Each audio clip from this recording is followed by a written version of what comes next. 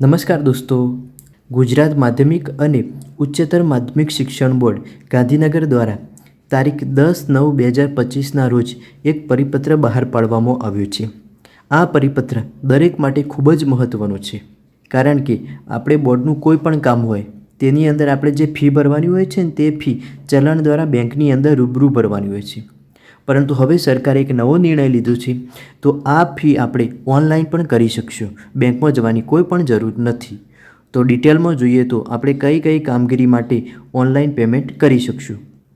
તો અહીંયા પરિપત્રની અંદર તમે જોઈ શકો છો કે કોઈ પણ તમારી માર્કશીટ હોય જેને વેરીફાઈ કરવાની હોય, વિદેશ જવાનું હોય તો તે માટેની માર્કશીટ, તમારી માર્કશીટ અથવા તો પ્રમાણપત્રની અંદર તમારું નામ, અટક અથવા તો પિતાનું નામ જેની અંદર તમારે સુધારો કરવાનો હોય, તમારી કોઈ પણ ટેટ અથવા તો ટાટની માર્કશીટ હોય જેને તમારે વેરીફાઈ કરાવવાની હોય, અથવા તો તમારે ડુપ્લિકેટ માર્કશીટ જોઈતી હોય, તો આ દરેક કામગીરી માટે હવે તમારે જે ચલણ ભરવાનું હોય છે તે ચલણ ભરવા માટે તમારે બેંકમાં જવાની જરૂર નથી.